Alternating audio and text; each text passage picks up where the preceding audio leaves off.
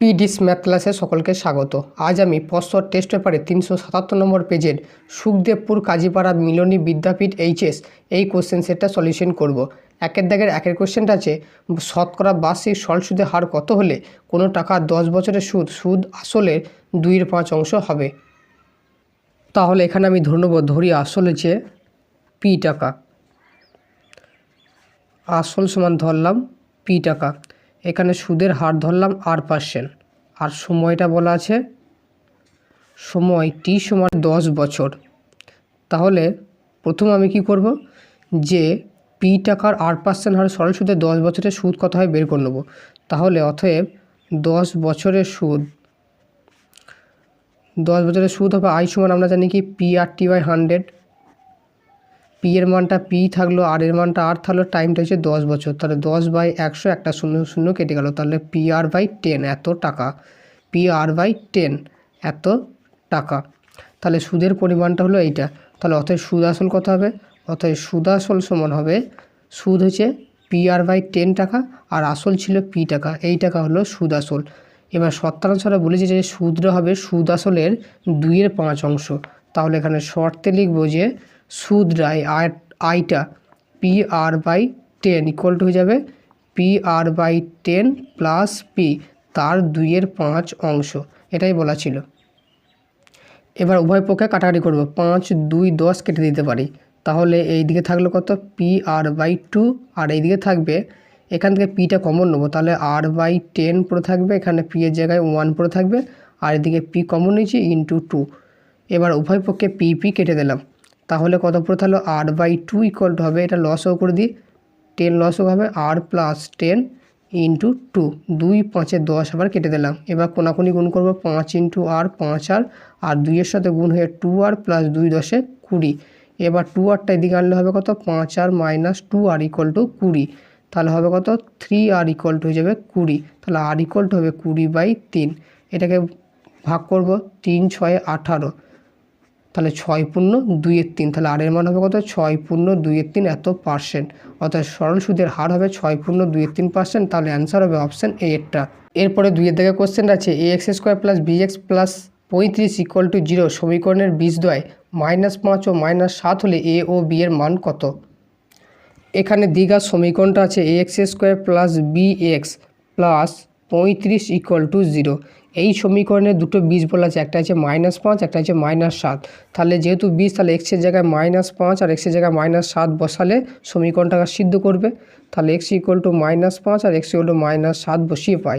তাহলে হবে a into -5² plus b into -5 plus 35 equal to 0, এই একটা সমীকরণ হবে। আর -7 বসালে এখানে একটা সমীকরণ হবে, -7 আর whole square plus b into -7 plus 35 equal to 0। তাহলে একটা হবে 5 5 25, a -5b plus 35 equal to 0, এটা একটা সমীকরণ। আর 7 7 49, -7b প্লাস 35 ইকুয়াল টু 0। এবার এই সমীকরণটা 5 দিয়ে কাটাকাটি করে দিই, তাহলে 5 5 25, 5 1 5, 5 7 35 ইকুয়াল টু 0। আর একে 7 দিয়ে কাটলে 7 7 49, 7 1 7, 7 5 35 ইকুয়াল টু 0। এবার 1 নম্বর আর 2 নম্বর সমীকরণে অপনয়ন সমাধান করলে এ ও বি এর মান পাওয়া যাবে। তাহলে 1 নম্বরটা আছে 5a - b plus 7 equal to 0, আর আছে 7a - b plus 5 equal to 0। এখানে মাইনাস করলাম, বিটা কেটে গেল, 5 - 7 -2a, এখানে 7 থেকে 5 বাদ দিলে +2 ইকুয়াল টু 0। তাহলে -2 ইকুয়াল টু -2, মাইনাস মাইনাস কেটে গেলে, তাহলে এ ইকুয়াল টু হবে 1। এবার এর মানটা 1 নম্বর সমীকরণে বসিয়ে দিলে কত পাবো, 5a - b plus 7 equal to 0। তাহলে এর মান বসিয়ে দিলাম 1 - b প্লাস 7 ইকুয়াল টু 0। তাহলে এইদিকে থাকলো -b, তাহলে 5 1 5, 7 5 12, এদিকে গেলে -12, তাহলে b এর মান হয়ে যাবে 12। তাহলে এর মান হলো 1 আর b এর মান হলো 12, এটাই হবে অ্যান্সার। তাহলে এখানে অপশন হবে কয়েকটা, অপশন হবে অপশন সি এরটা, এর মান 1 আর বি এর মান 12। এরপরে 3 থেকে কোশ্চেন আছে, এবিসি ত্রিভুজের পরিকেন্দ্র হচ্ছে ও, অ্যাঙ্গেল ও এ বি সমান 50 ডিগ্রি হলে অ্যাঙ্গেল এ সি বি এর মান কত। এখানে এবিসি ত্রিভুজের পরিবৃত্তের কেন্দ্র হচ্ছে ও, দেওয়া আছে অ্যাঙ্গেল ও এ বি, এটা সমান দেওয়া আছে 50 ডিগ্রি। তাহলে বের করতে বলেছে অ্যাঙ্গেল এ সি বি, এই কোণটা কত। তাহলে এখানে যেহেতু ও এ আর ও বি এটা কী হবে, একই বৃত্তের ব্যাসার্ধ, তাহলে এই কোণটা যা হবে এই কোণটা তাই হবে। এবার লিখব যে যেহেতু ও এ সমান ও বি এরা একই বৃত্তের ব্যাসার্ধ, তাই অ্যাঙ্গেল ও এ বি সমান অ্যাঙ্গেল ও বি এ দুটো সমান হবে, তাহলে দুটোই হবে 50 ডিগ্রি করে। এবার এ ও বি ত্রিভুজের এই দুটো কোণ পেয়ে গেছি, তাহলে সহজে এই কোণটা পাওয়া যায়। তাহলে এই কোণটা হবে অ্যাঙ্গেল এ ও বি সমান হবে 180 মাইনাস এই দুটো যোগফল, তাহলে 180 মাইনাস 100 সমান হবে 80 ডিগ্রি। তাহলে এই কোণটা হলো 80 ডিগ্রি। এবার এইটা যে কেন্দ্রস্থ কোণ, এটা বৃত্তস্থ কোণ এই চাপের উপরে, তাহলে এই কোণটা কত হবে, এই 80 অর্ধেক হবে। তাহলে অতএব অ্যাঙ্গেল এ সি বি সমান হবে কত, 80/2 মানে 40 ডিগ্রি। তাহলে এখানে অ্যান্সার হবে অপশান কয়েকটা, অ্যান্সার হবে অপশান সি এরটা, 40 ডিগ্রি। এরপরে 4 দিকে কোশ্চেনটা আছে, একটি সুষম ষড়ভুজের প্রতিটি অন্তকোণের বৃত্তীয় মান কত। আমরা জানি n সংখ্যক বাহু বিশিষ্ট বহুভুজের অন্তকোণের সমষ্টি হবে 2 × n-2 সমকোণ। এবার এখানে n এর মান কত বলা আছে, ষড়ভুজ বলা আছে, তাহলে n এর মান 6 বসিয়ে দেবো। তাহলে n = 6 বসালে হবে 2 × 6 - 2 × 90, তাহলে হবে 2 × 4 × 90, এটা হবে মোট অন্তকোণের সমষ্টি। তাহলে প্রতিটি অন্তকোণ কত হবে, অর্থাৎ এই ষড়ভুজটার প্রতিটি অন্তকোণ হবে 6 দিয়ে ভাগ, তাহলে 2 × 4 × 90/6, 2 3 6 3 × 90, তাহলে 3 4 12, 120 ডিগ্রি। তাহলে ষড়ভুজটার প্রতিটি অন্তকোণ হলো 120 ডিগ্রি, 120কে রেডিয়ানে কনভার্ট করতে হবে, তাহলে π/180, তাহলে 3 4 12, 3 6 18, 2 2 4, 2 3 6, তার মানে 2π/3 এত রেডিয়ান। তাহলে এখানে অ্যান্সার হবে কয়টা, অ্যান্সার হবে অপশান বি এরটা। এরপরে 5 দাগের কোশ্চেনটা আছে, এটি সমকোণী চৌপলাকৃতি বাক্সের ভিতরে আয়তন 440 ঘনসেমি এবং ভিতরে ভূমিতলের ক্ষেত্রফল 88 বর্গসেমি, বাক্সের ভিতরের উচ্চতা কত। বাক্সের ভিতরে আয়তনটা দেওয়া আছে 440, তাহলে আয়তন মানে আমরা কী জানি, দৈর্ঘ্য ইন্টু প্রস্থ ইন্টু উচ্চতা, এই তিনটের গুণফল হয় আয়তন। আয়তন এখানে বলা আছে 440 ঘনসেমি, এত সেমির কিউব। তাহলে শর্ট এটা দেওয়া আছে, এটা লিখলাম। আবার বলা আছে ভিতরে ভূমির ক্ষেত্রফল, আর ভূমির ক্ষেত্রফল হয় দৈর্ঘ্য ইন্টু প্রস্থ, তাহলে দৈর্ঘ্য ইন্টু প্রস্থ সমান আবার দেওয়া আছে কত, 88 বর্গসেমি, তাহলে এত সেমি স্কোয়ার।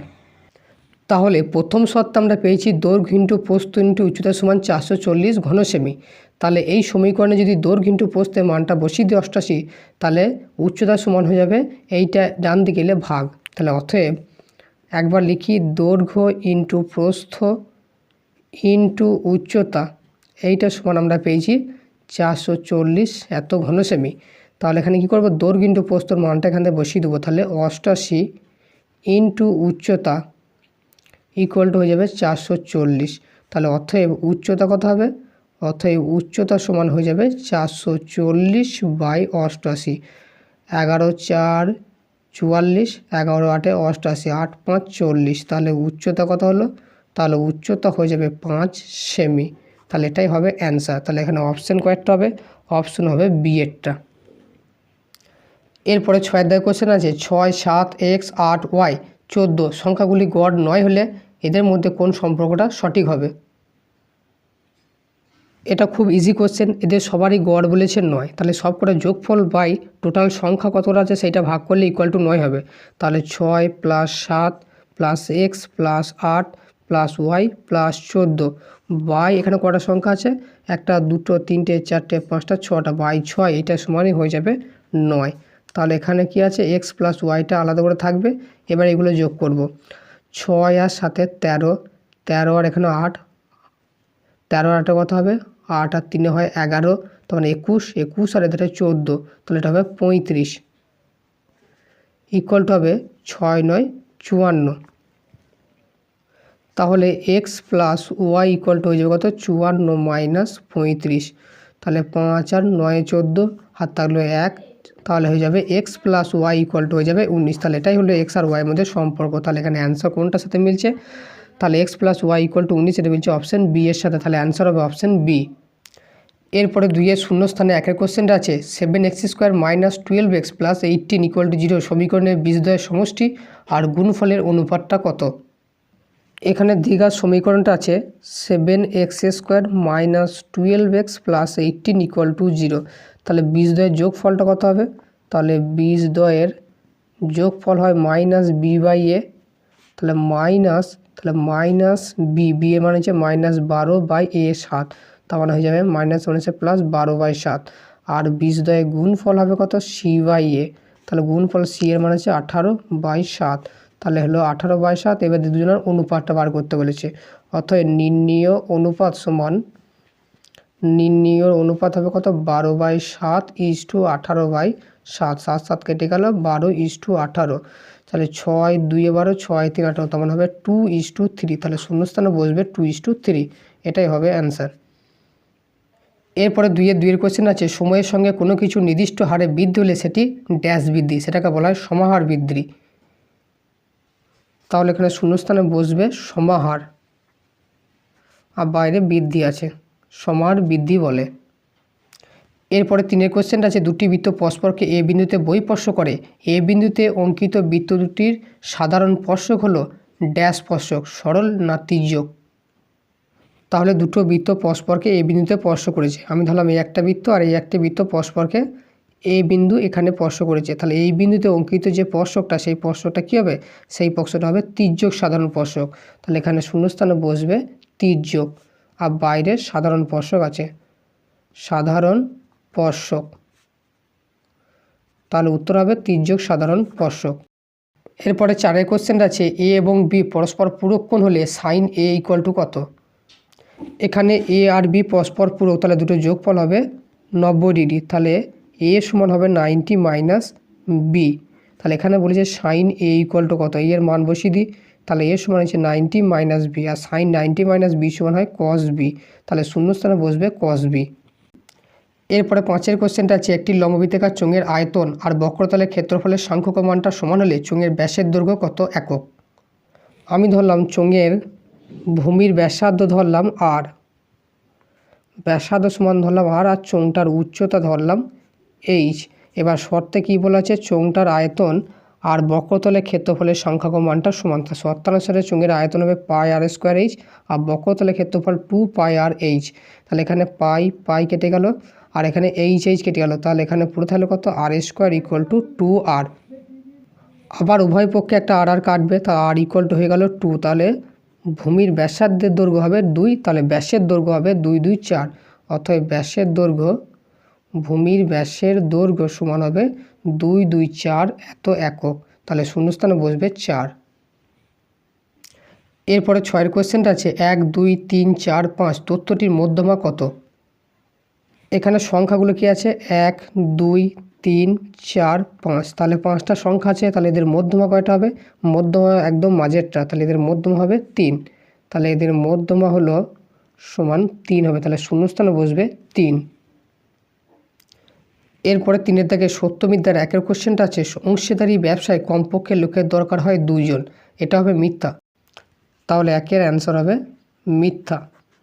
এরপরে 2-এর কোশ্চেনটা আছে, যদি y - z varies as 1/x, z - x varies as 1/y এবং x - y ভ্যারিজাস 1/z হয়, তবে ভেদ ধ্রুবকের সমষ্টিটা 0 হবে, এটা সত্য না মিথ্যা।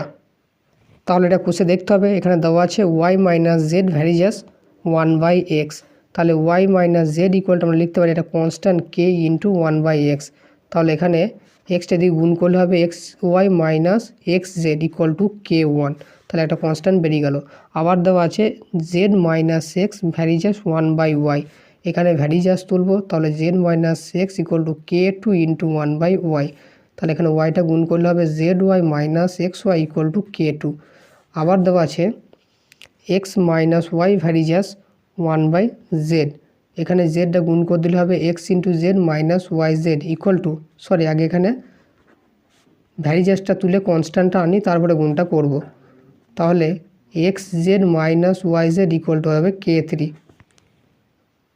তাহলে এখানে 3টে কনস্ট্যান্ট আছে, এক k1 k2 k3, যেখানে k1 k2 k3 হচ্ছে অশূন্য ভেদ ধ্রুবক, যেহেতু এটা শর্ট কোশ্চেন অত লেখার দরকার নাই, তাহলে ভেদ ধ্রুবক 3টির সমষ্টি k1 + k2 + k3 = হবে কত, k1 এর মান আছে xy - xz, k2 এর মান আছে zy - xy, k3 মান আছে xz - yz। এবার xy কেটে গেল, এটা হচ্ছে zy মানে yz, প্লাস মাইনাস কেটে গেল, আর xz + xz, তার মানে হলো কি ভেদ ধ্রুবক 3টির সমষ্টি হয়ে গেল 0, তাহলে এটা হবে সত্য। এরপরে 3 কোশ্চেনটা আছে, একটি বৃত্তস্থ চতুর্ভুজের বিপরীত কোণগুলো পরস্পর পূরক। এটা হবে মিথ্যা, কারণ উপপাদ্যের বিবৃতি ছিল একটি বৃত্তস্থ চতুর্ভুজের বিপরীত কোণগুলো পরস্পর সম্পূরক হয়, তাই এটা মিথ্যা। তাহলে উত্তর হবে মিথ্যা। এরপরে 4 কোশ্চেন আছে, sine 90 minus theta equal to sine 2 theta হলে থিটার মান হবে 30 ডিগ্রি যখন 2 থিটার সূক্ষ্মকোণ। এটা সত্য না মিথ্যা? এখানে দেওয়া আছে sine 90 minus theta equal to দেওয়া আছে সাইন 2 থিটা। তাহলে উভয় পক্ষে তুলনা করলে এই অ্যাঙ্গেল দুটো সমান হবে। তাহলে 90 মাইনাস থিটা ইকুয়াল টু হয়ে যাবে 2 থিটা। তাহলে 90টা এদিকে থাকলো, থিটাটা ওইদিকে নিয়ে গেলে হবে 2 থিটা প্লাস থিটা, তার মানে হয়ে যাবে 3 থিটা। তাহলে 3 থিটা ইকুয়াল টু 90 ডিগ্রি। তাহলে ঘুরিয়ে নিলাম, 3 থিটা ইকুয়াল টু 90, তাহলে থিটা ইকুয়াল টু হবে 90/3, 3 × 90।